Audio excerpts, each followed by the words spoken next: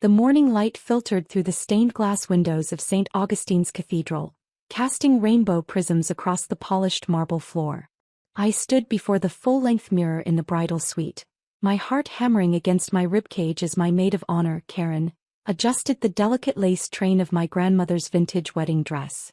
"You look absolutely radiant, Pamela," she whispered, tears glistening in her eyes. "Like a dream come to life." I couldn't speak. The emotion was too overwhelming. After 3 years of dating Lance, 2 years of engagement, and months of meticulous planning, this moment had finally arrived. The day I would become Mrs. Lance Wellington. The day that would mark the beginning of our forever. My reflection stared back at me, pearl earrings catching the light, my mother's diamond necklace resting against my collarbone, and the cathedral-length veil cascading down my back like a waterfall of ivory silk. The dress hugged my figure perfectly, its intricate beadwork telling the story of 3 generations of brides in my family. I had never felt more beautiful, more complete, more ready for the future that awaited me. "Are you nervous?" Karen asked, placing a gentle hand on my shoulder. "Nervous? No," I breathed, my voice barely a whisper. I'm home. Lance is my home." The words felt like truth in my bones. Lance Wellington, successful architect, devoted fiancé, the man who brought me coffee in bed every Sunday morning and left little love notes in my lunch bag. The man who proposed to me on the beach where we had our first kiss, getting down on one knee just as the sun painted the sky in shades of gold and crimson. The man who cried when I said yes, holding me so tight I thought my heart might burst from happiness. A knock at the door interrupted my reverie. "5 minutes, ladies," called the wedding coordinator, her voice bright with professional enthusiasm. My stomach fluttered with anticipation. In 5 minutes I would walk down that aisle toward the altar where Lance waited. In 5 minutes I would become his wife and he would become my husband. The thought sent shivers of joy racing through my entire body. "Ready?" Karen asked, lifting my bouquet of white peonies and baby's breath. Lance's favorite flowers, chosen specifically because he once mentioned how their sweet fragrance reminded him of his grandmother's garden. I nodded, unable to trust my voice. We made our way to the cathedral's entrance, where my father stood waiting in his perfectly pressed tuxedo, his eyes misty with paternal pride. "My beautiful daughter," he murmured, offering me his arm. "I've never seen you more radiant." Through the heavy wooden doors, I could hear the gentle murmur of our guests. 200 of our closest friends and family members, all gathered to witness our union. The string quartet began the opening notes of Pachelbel's canon in D, and my heart soared. This was it. This was the moment I had dreamed of since I was a little girl playing dress-up in my mother's wedding veil. The doors opened and a collective gasp of admiration rippled through the congregation. I felt their eyes on me as I began my slow procession down the rose-petal-strewn aisle, but my focus was singular, unwavering. There at the altar stood Lance. He looked magnificent in his midnight blue tuxedo, his dark hair perfectly styled, his hands clasped behind his back in that endearingly nervous way he had. But it was his face that took my breath away. The pure, unadulterated love shining in his green eyes, the way his lips curved into that soft smile that was meant only for me. He wiped a tear from his cheek and I felt my own tears threatening to fall. Each step brought me closer to him, closer to our future. The cathedral seemed to hold its breath, the very air charged with the sacred weight of the moment. Sunlight streamed through the windows, illuminating the altar like a scene from a fairy tale. The scent of white roses and lilies filled the air, and the soft rustle of silk and taffeta created a gentle symphony as our guests rose to their feet. Halfway down the aisle, Lance mouthed the words, "I love you," and I felt my heart expand until it seemed too big for my chest. Everything was perfect. Everything was exactly as I had dreamed it would be. 3/4 of the way to the altar, I could see the minister waiting with his warm, welcoming smile. I could see Lance's best man, his brother Casper, grinning from ear to ear. I could see my mother in the front row, dabbing at her eyes with a lace handkerchief. The moment was crystalline, perfect, frozen in time like a photograph. I was just 10 steps from the altar when it happened. The cathedral doors burst open with a sound like thunder, and every head turned toward the back of the church. The string quartet faltered and fell silent. A collective gasp echoed through the sacred space, followed by an eerie, suffocating silence. At first I couldn't process what I was seeing. A woman stood in the doorway, silhouetted against the bright morning light streaming in from behind her. She was tall, with long auburn hair that cascaded over her shoulders, wearing a simple navy dress that hugged her curves. But it wasn't the woman herself that made my blood turn to ice. It was what surrounded her. Before we continue, please write in the comment which country you are watching this video. We love knowing where our global family is tuning in from. And if this is your first time on this channel, please subscribe. Your support helps us bring even more epic revenge tales of life. Enjoy listening. 3 children. 3 beautiful, dark-haired children who couldn't have been older than 8, 5, and 3. The oldest, a boy, clung to the woman's right hand while she carried the youngest, a little girl with Lance's distinctive green eyes, on her hip. The middle child, another boy, stood slightly behind her, his small fingers gripping the fabric of her dress. The woman's voice cut through the silence like a blade. "I'm sorry to interrupt," she called out, her words carrying clearly through the stunned cathedral.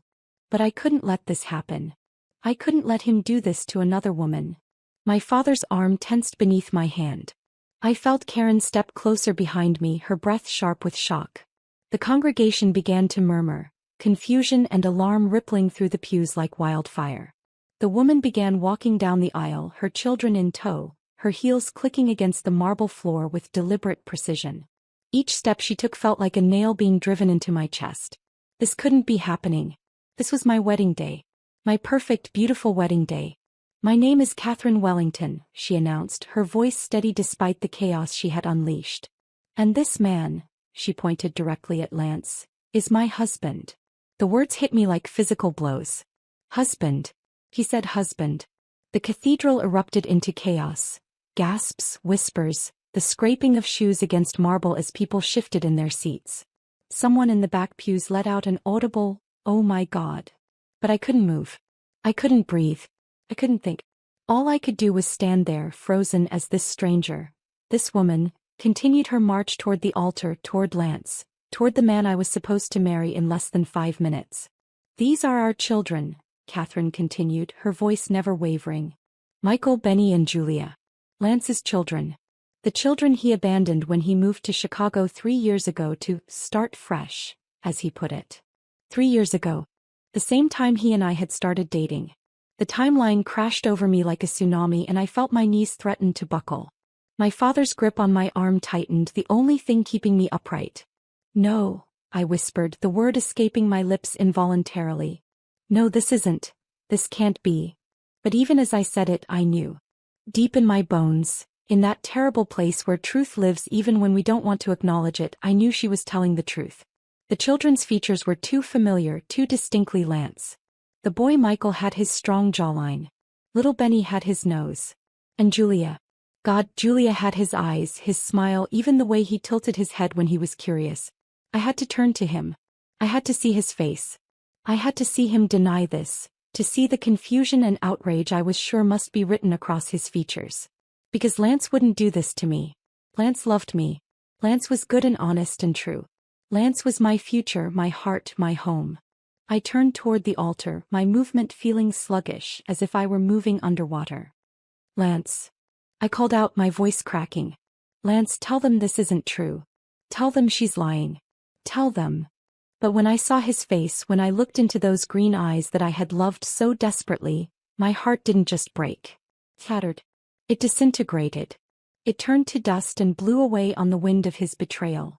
Because Lance Wellington, the man I was about to marry, the man I had given 3 years of my life to, the man I had trusted with my heart and soul and future, wasn't looking at me with confusion or outrage or denial. He wasn't rushing to my defense or demanding that this woman be removed from our wedding. Lance was staring at Catherine and the 3 children with a look of pure, undiluted terror. His face had gone ashen, his hands trembling at his sides. His mouth opened and closed like a fish gasping for air, but no words came out. And in his eyes, those beautiful green eyes I had dreamed of looking into as we exchanged vows, I saw guilt. I saw shame. I saw the absolute confirmation of every terrible word Catherine had spoken. He knew them. He knew all of them. These weren't strangers crashing our wedding. This was his family. His real family. The family he had abandoned to be with me. "Oh God," I breathed, the words torn from my chest like a physical wound. Oh my God, it's true. The cathedral seemed to tilt around me. The beautiful stained glass windows blurred into abstract smears of color. The faces of our guests became a sea of horrified expressions, mouths agape, eyes wide with shock and pity. Pity for me, the pathetic bride who had been played for a fool. Pamela, I can explain, Lance finally managed to croak, taking a step toward me. But his voice was weak, defeated. The voice of a man who had been caught, not the voice of an innocent man defending his honor. Explain. I repeated, the word tasting like poison in my mouth. Explain how you have a wife and 3 children that you somehow forgot to mention. Explain how you've been living a lie for 3 years. Explain how you were about to marry me while your real family, your real wife, was somewhere else, wondering where their husband and father had gone. Catherine had reached the front of the cathedral now, her children pressed close to her sides. Up close, I could see that she was beautiful, not in the polished magazine-perfect way I had always strived for, but in a natural maternal way that spoke of sleepless nights and soccer games and birthday parties. The kind of beauty that came from loving someone unconditionally and being loved in return. The kind of beauty that came from being a real wife, a real mother. Everything I had thought I was about to become. I'm sorry, Catherine said, and I realized she was speaking to me now. I'm so sorry to do this to you on your wedding day. But I couldn't let him do to you what he did to me. I couldn't let him make you another victim of his lies. Another victim, I whispered, the words hitting me like bullets. That's what I was. A victim. A mark. A woman stupid enough to believe that she had found her happily ever after with a man who was already living one with someone else. Daddy. The little boy, Benny, spoke for the first time, his voice high and sweet and innocent. Why is everyone crying? Why is that lady in the pretty dress sad? The sound of that small voice calling Lance daddy was the final straw. Whatever composure I had been clinging to shattered completely. A sound escaped me that was part sob, part scream, part death rattle of every dream I had ever had about our future together.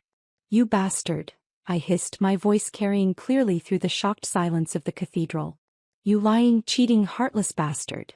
Lance flinched as if I had slapped him. Pamela, please let me. Let you what? Let you lie to me some more? Let you explain how this is all some terrible misunderstanding? How you just forgot that you had a wife and 3 children when you proposed to me on the beach? When you moved in with me? When you spent 2 years planning our wedding? The questions poured out of me like blood from a mortal wound. Each word was a blade, cutting him, cutting me, cutting through the fairy tale I had been living and revealing the nightmare beneath. I never meant for this to happen, Lance said weakly. Pamela, you have to believe me, I never wanted to hurt you. But you did hurt me. I screamed, my voice echoing off the vaulted ceiling. You destroyed me. You took my heart and my trust and my love and you used them to build a lie. A 3-year lie. I yanked off my engagement ring. The 2-carat princess cut diamond he had chosen so carefully, the ring I had admired 1,000 times, the ring that had made me feel like the luckiest woman in the world, and hurled it at his feet. It clattered against the marble, the sound sharp and final in the stunned silence. Pamela, don't do this, he pleaded, but his voice was barely a whisper. Don't throw us away. Don't throw away everything we have. Everything we have? I laughed, the sound bitter and broken. What do we have, Lance? What did we ever have? A relationship built on lies. A love that was stolen from your real family? A future that was never really ours to claim. Catherine stepped forward, her children still clinging to her. He left us, she said quietly, her voice carrying despite its softness. 3 years ago he said he needed space. He said he was going on a business trip to Chicago. That business trip became a month. That month became 6 months. Then a year. Then radio silence. She looked directly at me and I saw compassion in her eyes. Compassion for me even though I was the other woman. Even though I was the one who had unknowingly stolen her husband. I found out about you 6 months ago, she continued. A private investigator I hired finally tracked him down. I've been watching, waiting, trying to decide what to do. When I saw the wedding announcement in the Chicago Tribune, I knew I couldn't let him do to you what he did to me. The wedding announcement. The beautiful photo of Lance and me, smiling and radiant, announcing our upcoming nuptials to the world. The announcement I had been so proud of, so excited to see in print. Another knife in my chest. I could have exposed him quietly, Catherine said. I could have called you, sent you evidence, let you make the choice. But I wanted him to face the consequences of his actions. I wanted him to see what his lies had cost. What they had cost all of us. I looked around the cathedral at the faces of our guests. My family, my friends, my colleagues, all of them staring at me with expressions of horror, pity, and disbelief. My mother was openly weeping in the front row. My father's face was red with rage. Karen was standing behind me, her hand pressed to her mouth in shock. This was supposed to be the happiest day of my life. Instead, it had become the most humiliating, devastating day I could ever imagine. The day I discovered that the man I loved, the man I had planned to spend my life with, was a stranger. A liar. A man who had built our entire relationship on a foundation of deceit. I need to get out of here, I whispered, my voice hoarse from screaming. I need to. I can't be here. I gathered my train in my hands and began to run. Run from the altar, from Lance, from Catherine and her children, from the ruins of my perfect wedding day. My heels clicked against the marble as I fled down the aisle, past the shocked faces of our guests, past the flower arrangements I had chosen with such care, past the unity candle that would never be lit. Behind me I could hear chaos erupting. Voices raised in anger and confusion. Someone, my father I think, shouting at Lance. The sound of children crying. The scrape of chairs as people stood, unsure whether to follow me or stay and watch the drama unfold. I burst through the cathedral doors and into the bright morning sunshine, the light stabbing at my eyes like needles. The wedding photographer was there, camera raised, ready to capture my triumphant exit as Mrs. Lance Wellington. Instead he got a shot of a broken bride fleeing from her own wedding, her face streaked with tears, her heart shattered into a million pieces. Pamela. Karen called behind me. Pamela, wait. But I couldn't wait. I couldn't stop. I couldn't face any of them, not yet. I needed to get away, needed to find somewhere to process what had just happened, to try to make sense of the fact that my entire life had been a lie. I made it to the bridal suite and slammed the door behind me, my chest heaving with ragged sobs. The room that had been filled with such joy and anticipation just an hour ago now felt like a tomb. My veil had come loose during my flight, and it trailed behind me like a ghostly reminder of what might have been. I collapsed onto the velvet settee, my grandmother's wedding dress pooling around me like spilled milk. The irony wasn't lost on me. 3 generations of women in my family had worn this dress to marry the loves of their lives. My grandmother had been married in it for 57 years before Grandpa died. My mother had worn it for 33 years and counting. And I had worn it to discover that the man I thought was my soulmate was married to someone else. The sobs came in waves, each one more devastating than the last. I cried for the future that had been stolen from me, for the children I had dreamed of having with Lance, for the home we would never build together. I cried for the trust that had been shattered, for the love that had been built on lies, for the woman I had been just 2 hours ago who still believed in fairy tales. But underneath the heartbreak, underneath the devastation and humiliation, something else was beginning to stir. Something hot and dangerous and powerful. Bigger. Pure, undiluted rage at what Lance had done to me. At what he had done to Catherine and those beautiful children. At the calculated way he had built a life with me while abandoning his real family. At the lies he had told day after day for 3 years. A soft knock at the door interrupted my spiral into fury. Pamela. Honey's mom. Can I come in? I wiped my face with the back of my hand, trying to compose myself. Come in. My mother entered, her face streaked with tears, her usually perfect hair slightly disheveled. She crossed the room and sat beside me, pulling me into her arms the way she had when I was a child and had fallen and scraped my knee. Oh, sweetheart, she whispered, stroking my hair. I'm so sorry. I'm so sorry. Did you know? I asked, my voice muffled against her shoulder. Did anyone know? Of course not, she said firmly. Pamela, if we had had even the slightest suspicion, we would have told you immediately. We all loved Lance. We all thought he was perfect for you. Perfect for me. The man who had been living a double life for 3 years had seemed perfect. What did that say about my judgment? What did that say about my ability to see people for who they really were? What am I going to do, Mom? I whispered. How do I come back from this? How do I face everyone? How do I trust anyone ever again? I don't know, she admitted, and I was grateful for her honesty. I don't know how you come back from something like this. But I know you will. You're stronger than you think you are, Pamela. You're my daughter, and I know you have steel in your spine that you haven't even discovered yet. Steel in my spine. As I sat there in my ruined wedding dress, surrounded by the debris of my shattered dreams, I began to feel that steel my mother spoke of. It started as a small hard knot in my chest and began to spread through my body like molten metal. Lance thought he could destroy me. He thought he could use me and discard me and move on to his next victim without consequences. He thought I would just disappear quietly, too ashamed and broken to fight back. He was wrong. Over the next hour, various people came to check on me. My father looking murderous and ready to commit violence. Karen bringing tissues and wine. My college roommate Angela, offering to help me disappear to Europe until the scandal died down. But I barely heard them. My mind was elsewhere, turning over every conversation I'd had with Lance. Every moment that now seemed suspicious. Every lie he must have told to maintain his double life. By the time the last visitor left, I had made my decision. I wasn't going to run. I wasn't going to hide. I was going to make Lance Wellington pay for what he had done, not just to me but to Catherine and those children. I was going to make sure he faced consequences for his actions that went far beyond a ruined wedding day.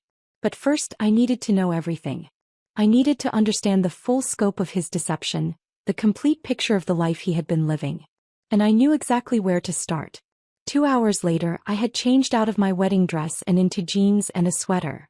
The first time in months I hadn't been thinking about wedding details or bridal beauty routines. I looked like myself again, just Pamela, not the bride. It was strangely liberating. I drove to the hotel where I suspected Catherine was staying. The Marriott downtown, the only decent hotel within reasonable distance of the cathedral. My instincts proved correct. I found her in the lobby restaurant, her 3 children sharing a basket of chicken fingers while she picked at a Caesar salad. "Pamela," she said when she saw me approaching. She looked surprised but not unwelcome. I wasn't sure if, "How are you holding up?" "I've been better," I said, managing a weak smile. "Can we talk? I mean really talk?" She nodded and signaled to the kids.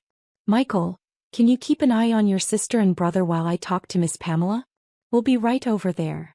She pointed to a quiet corner of the restaurant.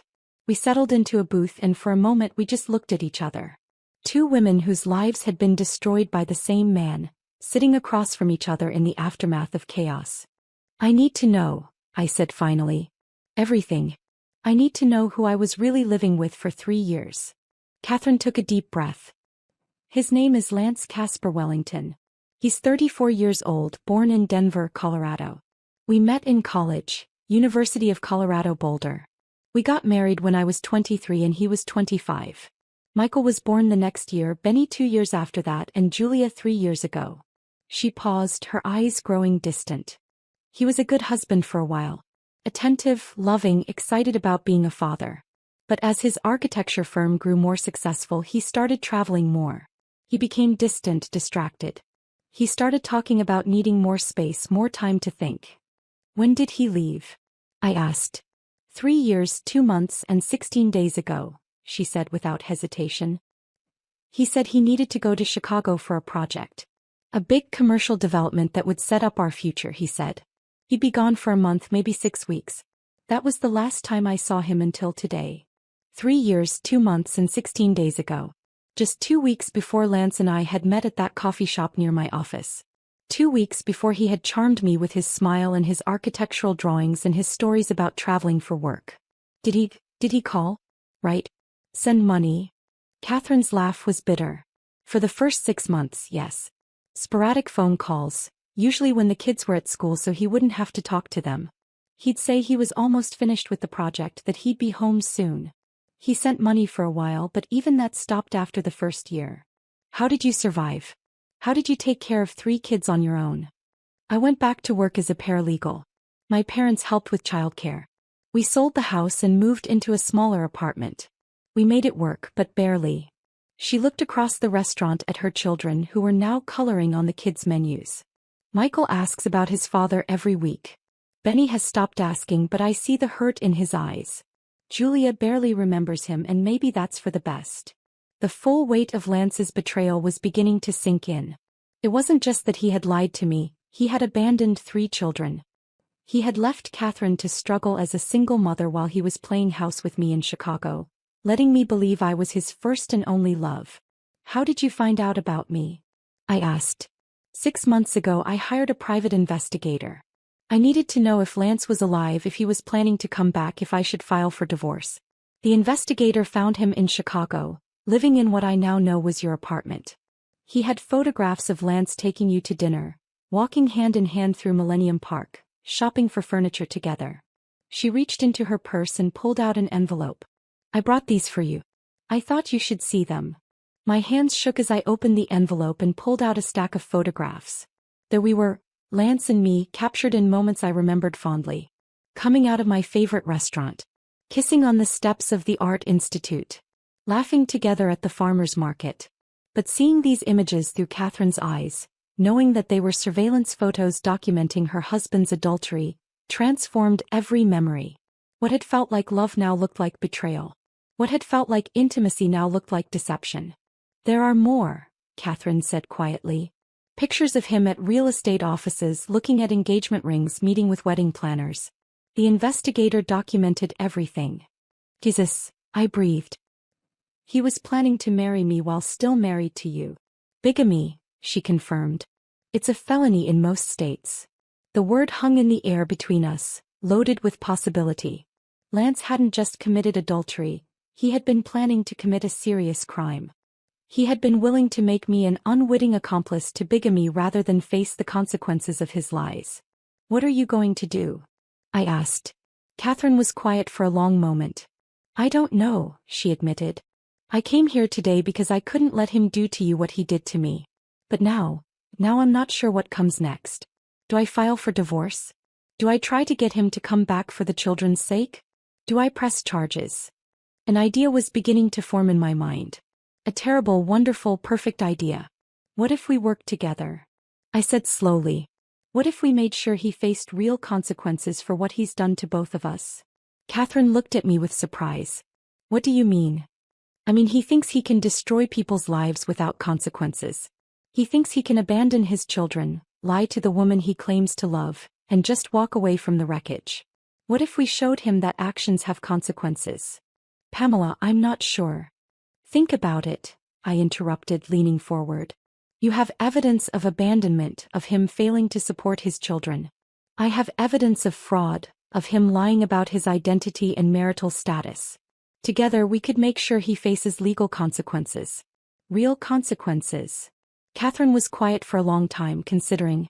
Finally she spoke. What did you have in mind? I smiled for the first time since the cathedral doors had burst open that morning. It wasn't a nice smile.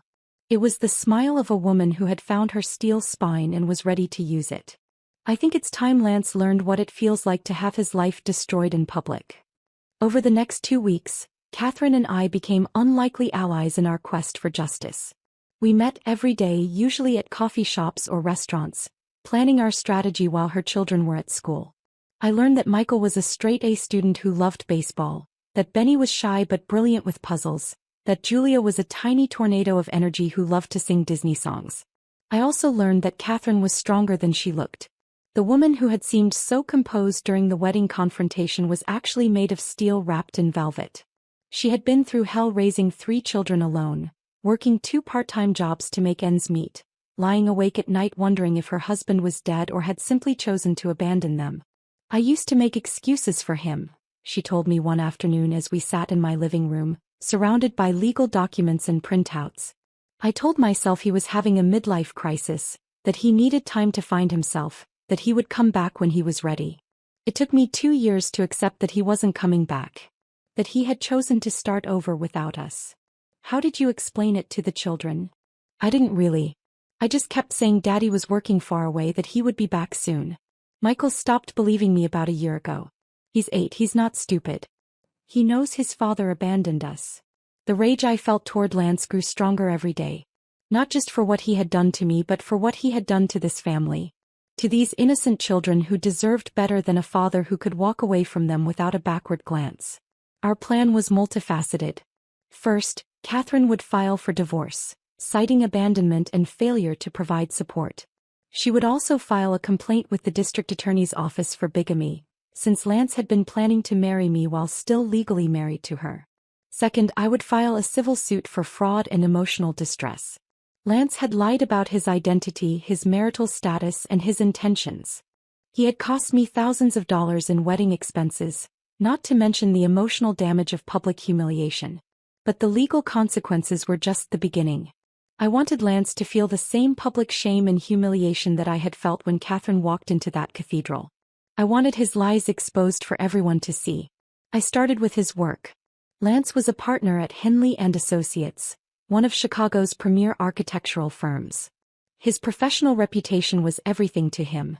He had often talked about how important it was to maintain his standing in the architecture community, how word of mouth and referrals were crucial to his success. I called his office and asked to speak to his partner, Zechariah Henley. I told Henley that I needed to discuss some personal matters that might affect the firm's reputation. He agreed to meet me for lunch. Zechariah Henley was a distinguished man in his 60s, with silver hair and the bearing of someone who had built his success through hard work and ethical business practices.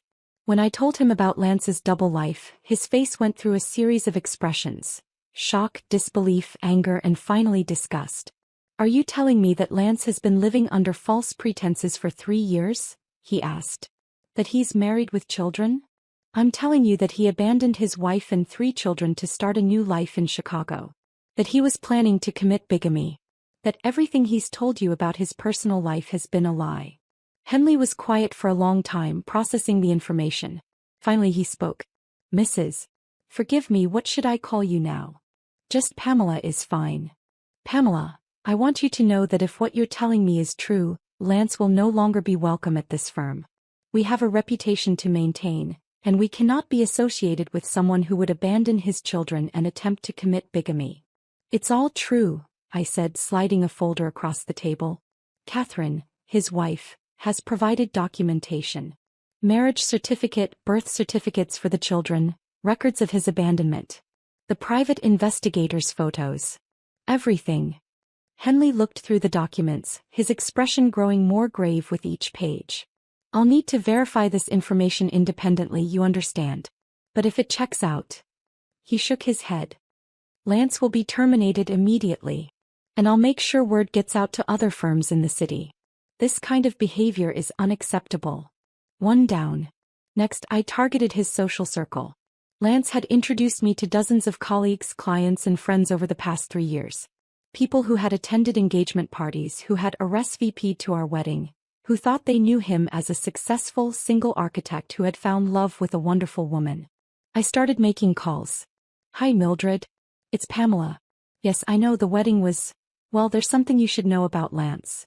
Lucien, I wanted to talk to you about what happened at the cathedral. There's more to the story. Mrs. Felipe, I think you should know that the man who designed your house has been living a double life." With each call I told the truth. I shared the facts calmly, without dramatics, letting the enormity of Lance's deception speak for itself. Word spread quickly through Chicago's tight-knit professional community. Within days, Lance was persona non grata in circles where he had once been welcomed and respected. But I wasn't done yet. Lance had always been active on social media, posting photos of our life together, sharing articles about architecture, maintaining the carefully curated image of a successful, sophisticated professional. His LinkedIn profile described him as a dedicated architect passionate about sustainable design and building lasting relationships. Lasting relationships. The irony was almost too perfect. I created a comprehensive post, complete with photos and documentation, telling the true story of Lance Wellington. I posted it on every platform where he was active, tagged every mutual connection we had, shared it in every professional group he belonged to. "Many of you know Lance Wellington as a successful architect and my former fiancé," the post began. "What you don't know is that Lance has been living a double life for 3 years. He is married to Catherine Wellington and is the father of 3 children, Michael, Benny, and Julia, whom he abandoned in Denver to start a new life in Chicago. He was planning to commit bigamy by marrying me while still legally married to his wife. The attached documents provide proof of his deception, including marriage certificates, birth certificates, and private investigator reports. I'm sharing this not out of spite, but because I believe people deserve to know the truth about someone they may be considering for business or personal relationships. Actions have consequences, and Lance Wellington needs to face the consequences of his. The post went viral within hours. Comments poured in. Expressions of shock, sympathy for me and Catherine, condemnation of Lance. Professional colleagues distanced themselves publicly. Clients began canceling contracts. His carefully constructed facade crumbled in real time, visible to anyone with an internet connection. 3 days after I posted the expose, Lance called me. It was the first time I had heard his voice since the cathedral. "Pamela." His voice was barely a whisper. "Pamela, please, you have to take down that post. You're destroying my life." "I'm destroying your life?" I laughed, the sound cold and bitter. "Lance, you destroyed your own life the moment you decided to abandon your family and build a relationship on lies. I can explain everything. It's not what you think." "Stop." My voice was sharp, cutting him off. "Don't insult me by trying to lie to me again. I know everything, Lance. I've seen the evidence. I've talked to your wife, your real wife. I know about the children you walked away from. I know about the money you stopped sending. I know about every single lie you told me for 3 years." He was quiet for a long moment. When he spoke again, his voice was broken. "I never meant for it to go this far. I never meant to hurt anyone. But you did hurt people. You hurt Catherine. You hurt your children. You hurt me. And you were going to keep hurting us if Catherine hadn't been brave enough to stop you. Please," he begged. "I'll do anything. I'll pay you back for the wedding expenses. I'll go back to Catherine and the kids. I'll make it right. Just please take down the post. Let me rebuild my life." "Rebuild your life?" The audacity of his request took my breath away. "Lance, you don't get to rebuild. You don't get to start over again. You don't get to walk away from the consequences of your actions this time. Pamela, I'm losing everything. My job, my clients, my reputation. I have nothing left." "Good," I said simply. "Now you know how Catherine felt when you abandoned her with 3 children and no support. Now you know how I felt standing in that cathedral, realizing that everything I believed about you was a lie." I hung up before he could respond. But the phone calls didn't stop there. Over the next week, I heard from Lance's mother, his brother Casper, who had been his best man, even some of his clients.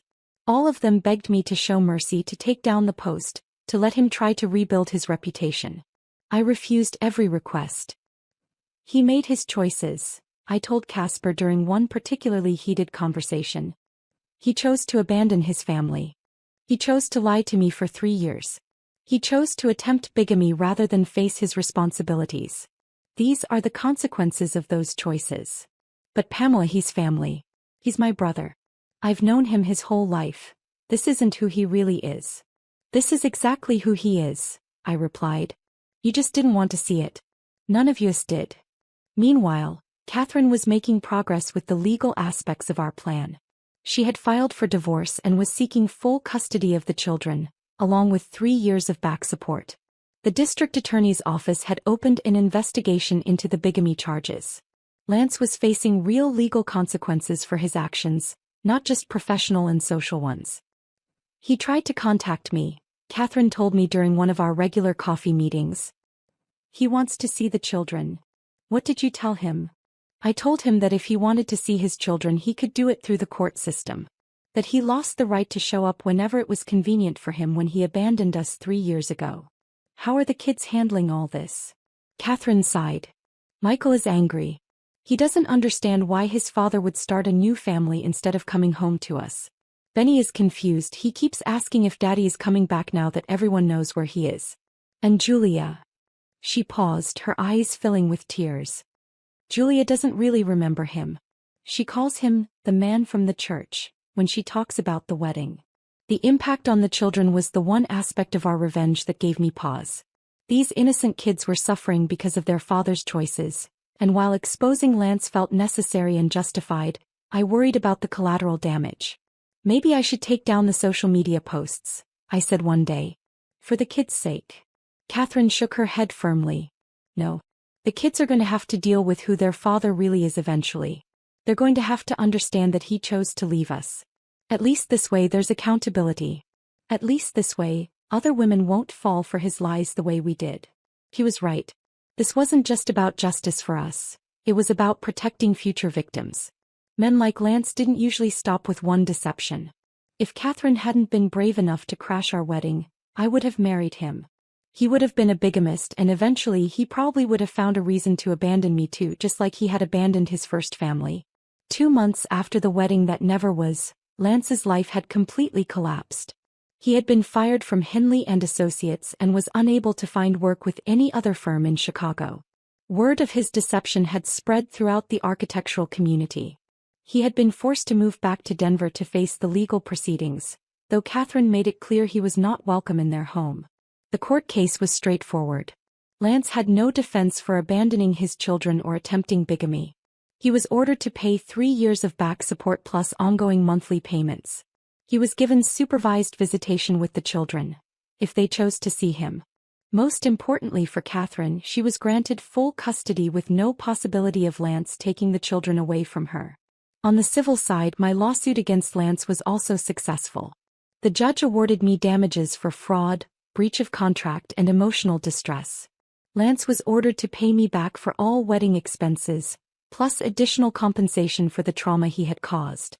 But money wasn't what I was really after. What I wanted was acknowledgement, public, legal, official acknowledgement, that what he had done was wrong. That there were consequences for destroying people's lives. That he couldn't just walk away from his responsibilities and start fresh whenever it suited him. I got that acknowledgement. 6 months after our wedding day, I was finally beginning to heal. The rage that had sustained me through the revenge phase was starting to fade, replaced by something healthier, acceptance and hope for the future. I had started therapy, working through the trauma of discovering that my entire relationship had been built on lies. Dr. Shimon helped me understand that Lance's deception said nothing about my worth as a person and everything about his character. She helped me recognize that my ability to love deeply and trust completely wasn't a weakness. It was a strength that had been exploited by someone who didn't deserve it. You loved authentically, she told me during one session. The fact that he couldn't match that authenticity doesn't diminish the value of what you offered. I also found unexpected friendship and support in Catherine. What had started as an alliance born of mutual betrayal had evolved into genuine caring. She was one of the strongest, most resilient people I had ever met, and I admired how she had protected her children while still fighting for justice. I have something to tell you, she said during one of our coffee dates. I've been offered a job in Chicago. Really? That's wonderful. What kind of job? Legal secretary at a firm downtown. The pay is good and they have excellent benefits. But more importantly, it would be a fresh start for me and the kids. A chance to build a life somewhere new, somewhere that isn't haunted by memories of Lance. Would you take it? I'm thinking about it. The kids could use a change of scenery and honestly so could I. But I wanted to talk to you first. I know this has been your city, your life. I don't want to intrude. I reached across the table and took her hand. Catherine, you wouldn't be intruding. Chicago is big enough for both of us. And honestly, I'd love to have you here. You've become one of my closest friends. She smiled, tears glistening in her eyes. I never imagined standing in that cathedral 6 months ago, that you and I would end up friends. Neither did I. But I'm grateful we did. You saved me from making the biggest mistake of my life. We saved each other, she corrected. 3 months later, Catherine and the kids moved to Chicago. I helped them apartment hunt and get settled. Michael enrolled in an excellent public school and joined the baseball team. Benny found a chess club that helped bring him out of his shell. Julia started preschool and made friends immediately with her infectious giggle and boundless energy. Watching Catherine rebuild her life, seeing her children thrive in their new environment, was incredibly healing for me. It reminded me that while Lance had caused tremendous pain, he hadn't succeeded in destroying us. We had survived his betrayal and emerged stronger. As for Lance himself, I heard updates occasionally through mutual acquaintances or court documents. He had found work with a small firm in Denver, though his reputation in the industry was permanently damaged. He was paying his court-ordered support, though he had requested modifications multiple times due to his reduced income. He had seen the children a handful of times during supervised visits, but according to Catherine, the relationships were strained. Michael is polite but distant, she told me. Benny barely speaks to him. And Julia treats him like a stranger, which I guess he is to her. I felt a flicker of sympathy for Lance when she told me this, but it passed quickly. He had made his choices. The distance between him and his children was a consequence of his decision to abandon them, not something that had been forced on him. 1 year and 2 months after the wedding that never was, I was sitting in my favorite coffee shop working on my laptop when I heard a familiar voice. "Excuse me, is this seat taken?" I looked up to see a man about my age with warm brown eyes and a kind smile. He was wearing a casual button-down shirt and jeans, and he had the slightly rumpled look of someone who spent more time thinking about his work than his appearance. "No, it's free," I said, gesturing to the chair across from me. "Thanks. I'm Darren, by the way." "Darren Judson." "Pamela," I replied, then went back to my laptop. But Darren didn't immediately bury himself in his phone or laptop like most coffee shop patrons. Instead, he glanced at my screen and said, "Are you working on something interesting?" I was writing a blog post about my experience. Not for revenge or exposure this time, but as a way to help other women who might be going through similar situations. I had started receiving emails from women who had read about my story online, women who were discovering lies in their own relationships or dealing with the aftermath of betrayal. "I'm writing about relationships," I said. "Specifically about how to rebuild after betrayal." "That sounds like important work," he said sincerely. "Are you a therapist?" "No, just someone with experience in the subject." We ended up talking for 2 hours. Darren was a pediatric physician at Chicago Children's Hospital, and his passion for his work was evident in every word he spoke. He talked about his young patients with such tenderness and dedication that it was clear he had found his calling. But more than that, he was genuine. When I mentioned that I had been through a difficult breakup, he didn't pry or ask for details. When I talked about my writing, he listened with real interest and asked thoughtful questions. When our conversation turned to lighter topics, favorite books, travel dreams, terrible movies we secretly loved, he laughed easily and shared openly. After 3 hours of conversation, he asked, "Would you like to have dinner sometime? I mean, if you're interested in dating again. I understand if you're not ready." I studied his face, looking for signs of deception, for red flags, for anything that might indicate he was another Lance in disguise. But all I saw was kindness, sincerity, and hope. "I'd like that," I said. "But I should probably warn you, I have some trust issues." Darren smiled. "We all have baggage, Pamela.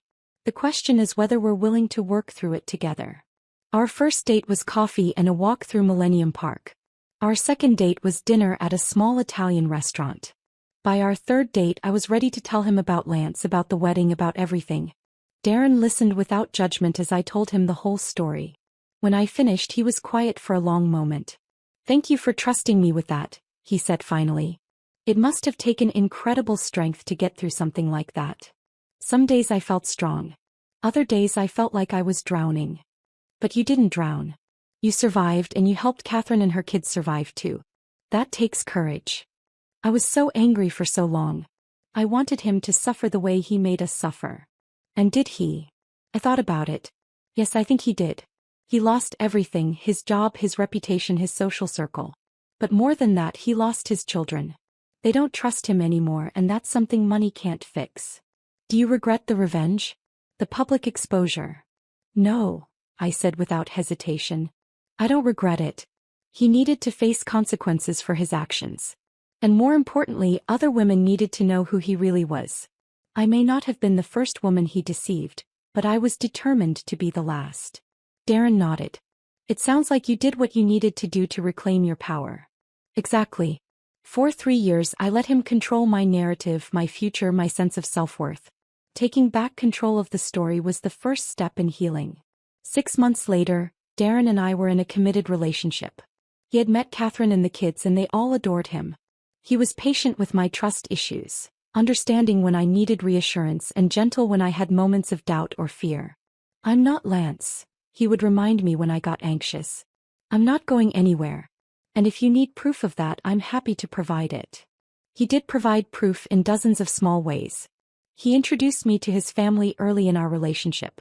He talked openly about his past relationships and why they hadn't worked out. He included me in his future plans naturally, without drama or grand gestures. He was exactly what Lance had pretended to be: honest, consistent, and genuinely devoted. One evening, almost 2 years after the wedding that never was, Darren and I were having dinner when he grew unusually quiet. "Pamela, can I ask you something?" "Of course." Do you think you'll ever want to get married again? I mean, in general. Not necessarily to me, but to anyone. The question caught me off guard. I had been so focused on healing from Lance's betrayal that I hadn't really thought about marriage in abstract terms. I don't know, I admitted. The idea of a wedding still makes me feel anxious. All those people watching making vows that might turn out to be meaningless. What if it wasn't about the wedding? Darren asked. What if it was just about the marriage? About choosing to build a life with someone who deserves your trust? I looked at him across the table. This kind, honest man who had shown me that love didn't have to come with lies attached. Who had proven that some people meant what they said and said what they meant. I think I could do that, I said. With the right person. Darren smiled. Good. Because I've been thinking about asking you to marry me, but I wanted to make sure the idea didn't terrify you. My heart skipped a beat. Are you asking me now? No, he laughed. When I ask you, it'll be properly planned. With a ring and everything. I just wanted to gauge your feelings on the subject. And what's your gauge reading? Cautiously optimistic. 6 months later, Darren proposed to me in the most perfectly way possible. No grand gestures or public displays. Just the two of us on a quiet Sunday morning sitting on his couch in our pajamas, drinking coffee and reading the newspaper. Pamela, he said, setting down his coffee cup. I have something for you. He pulled out a small velvet box and opened it to reveal a simple, elegant solitaire diamond ring. I love you, he said simply. I love your strength, your compassion, your terrible taste in reality TV shows. I love how you've rebuilt your life after something that would have destroyed most people. I love that you turned your pain into purpose and helped other people in the process. I want to spend the rest of my life loving you, supporting you, and proving to you every day that some promises are worth keeping. Will you marry me? I looked at this man, this good, honest, genuine man, and felt something I had never felt with Lance even in our happiest moments. I felt complete peace. No anxiety, no doubt, no voice in the back of my head warning me that something was too good to be true. Yes, I said, tears streaming down my face. Yes, I'll marry you. We were married 8 months later in a small ceremony in Darren's parents' backyard. Just immediate family and a few close friends, including Catherine and her children who had become like family to both of us. Michael, now 11, walked me down the aisle when my father got emotional and couldn't finish the journey. Julia, now 6, was our flower girl, and Benny, now 9, served as ring bearer. There were no grand cathedral doors that could burst open with unwelcome surprises. No opportunity for dramatic revelations or hidden secrets. Just two people who had found each other after learning the hard way that love requires honesty, trust requires consistency, and promises require the character to keep them. As I stood at that simple altar in a backyard decorated with string lights and wildflowers, wearing a dress I had chosen for comfort rather than drama, I thought about the woman I had been 2.5 years ago. The woman who had stood in a cathedral in her grandmother's wedding dress, believing she was about to marry her soulmate. That woman had been naive, perhaps. Trusting to a fault. But she hadn't been wrong to believe in love, to hope for happily ever after, to think she deserved honesty and fidelity and a partner who would choose her every day. She had just been trusting the wrong person. Now, as I looked into Darren's eyes and saw nothing but love and truth and promises he would actually keep, I realized that Lance's betrayal hadn't destroyed my faith in love. It had simply taught me to be more discerning about who deserved that faith. Do you, Pamela, take Darren to be your husband? The officiant asked. I do, I said, and meant it with every fiber of my being. When Darren kissed me as my husband for the first time, I heard applause from our small gathering of loved ones.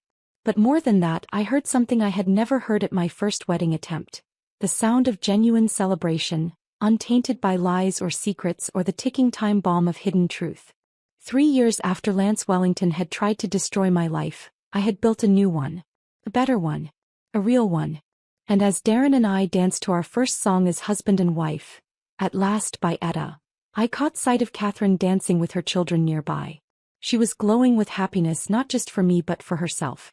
She had rebuilt her life too, created a successful career, raised 3 amazing kids, and recently started dating a wonderful man she had met through her work. We had both survived Lance's betrayal. We had both found ways to turn our pain into strength, our anger into action, our devastation into determination. We had refused to let him define our worth or limit our futures.